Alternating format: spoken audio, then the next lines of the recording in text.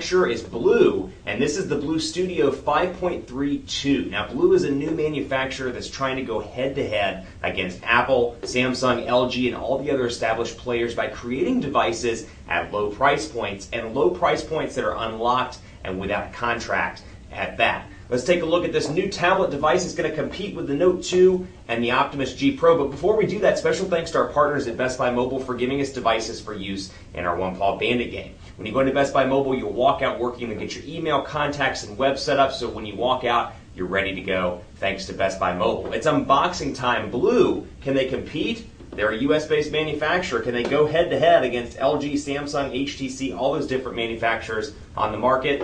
It's the unboxing, and it starts right now.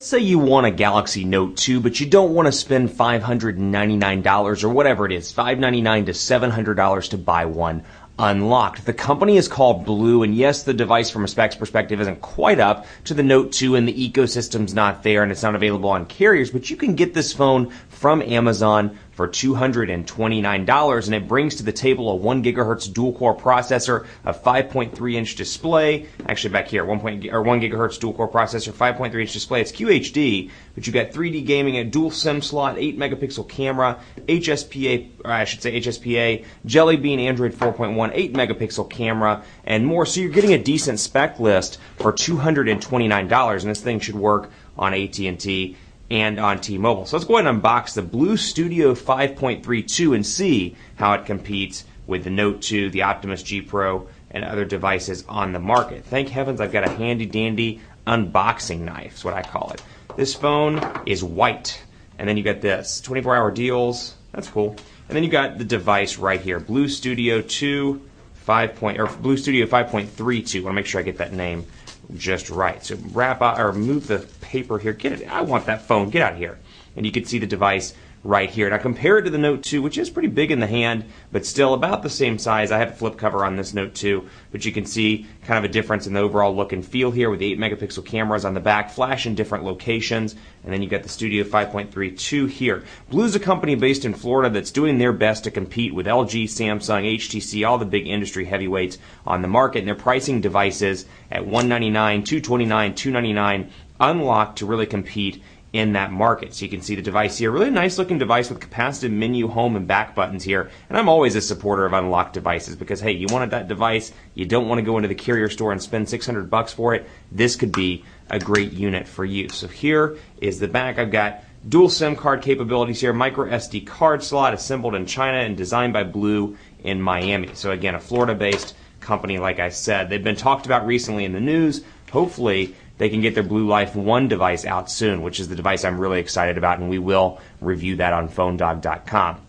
Here's the user manual, Manual de Usuario, D550A. Then out of the box you get some goodies. Looks like a basic pair of earbuds here, an AC adapter module, and a battery along with a USB cable. Battery is 2,200, that's a giant 2,200 milliamp hour battery.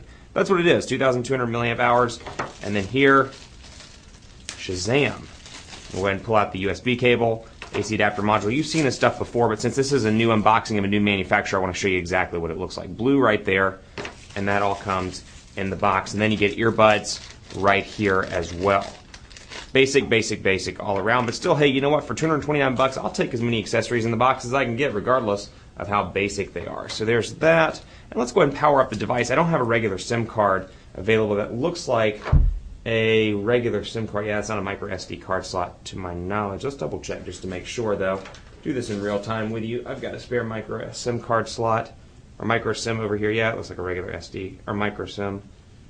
Can't talk today. Regular SIM card. Say that 3 times fast while you're on camera and you will be doing better than me, my friend. So let's get the battery out, which I left in the box, power this sucker up, and see what it's made of. Here we go, powering up BLU products right here. Like I said, capacitive buttons down here, menu, home, and back, and it looks like there might be another protector on the screen. I'm seeing some bubbles up here at the top, so we'll go ahead and rip that off after the unboxing. But you can see the BLU logo starting up right here, and I don't want to turn it too much so you can still see the animation, but you've got your front-facing camera here, power button up top, 3.5mm headphone jack, micro USB charging port at the bottom, your battery removal area right there, volume rocker, and then nothing over on this side. Your camera is on the back. So like I said, in terms of a feel in the hand kind of thing, it is curved. So it's got kind of a 1X type feel, or 1X plus type feel to it, obviously bigger than that. But kind of the look and feel of that. The battery is getting low, so we're going to do this quickly. But you can see pretty stock version of Android 4.1 here. And go through all these different little setup tools. Pretty stock version, 1 gigahertz dual core processor. You see some quick setting stuff up here. This is added by BLU. Notifications bar slightly changed around. You've got your dual SIM card capabilities right there. So again, settings here. We'll go down and take a look at the About phone, and it's got Android version 4.1.2. And like I said, Android 4.1, 5.3-inch IPS QHD display here. And then you got your shortcuts up top. So nothing really exciting or particularly different there. Google Now access with the home button. Actually, I take that back. You do not have Google Now access right there. Let me think. We'll take a look here and see what we've got. Just by pressing and holding brings your recent applications up, which you can remove. Then you got a menu button, which is very unusual for Android 4.1. So you got that capability. And then over here, 5 home screens. No differences so far as I can tell there. Out of the box, you get your apps and widgets, just like typical Android 4.1. A couple of minor tweaks here based on the look and feel of BLU's. Slight tweaks to the UI. You got File Manager, FM Radio. You'll notice some of the icons are slightly different, but you got Task Manager here as well. And I can kill all of those Task Manager applications as I see fit. So a total of it looks like 1 gigabyte of RAM, maybe 768 megabytes. I could be wrong though. Let's take a look again at Task Manager just to see. Use, yeah, total memory, actually maybe 512 megabytes now that I look at it. So from a memory perspective, that's probably where they're looking to conserve costs. 512 megabytes of memory, but still 1 gigahertz dual core processor. Not bad by any stretch of the imagination. Overall, the device seems pretty fluid. It seems like it performs relatively well. I'm excited to put this to the test with the Note 2, the Optimus G Pro, all these different devices on the market that are trying to compete in this phablet territory. Let's take a look at the keyboard as well before we sign off. QHD display here, obviously a huge difference over something like an HD display, even a 1080p HD display. You can definitely tell the color difference. That said, for the price point and for what you're getting, not terrible. Hey there, how are you doing today? Thanks for that. Thanks for that. A little bit hard to type on. Let's try that again, or at least it just doesn't keep up with me. Thanks. Seeing a little bit of lag in the keyboard, but otherwise nothing too shabby. And then actually, let me go back there. And then back and forth, portrait and landscape mode, as well as a stock Android 4.1 browser right here where you can access your tabs. So again, relatively fast all around. Project Butter working its magic. And let's last but not least take a look at the camcorder / camera area and see what we've got right here. And take a few pictures and we can swipe right back in to the gallery. I love that feature on Android 4.1. And then you got your gallery. Pinch to zoom, again, pretty responsive for a device that's $229 without a contract. Can't really complain at the overall look and feel. Though I do notice it's obviously, you see me pinching out.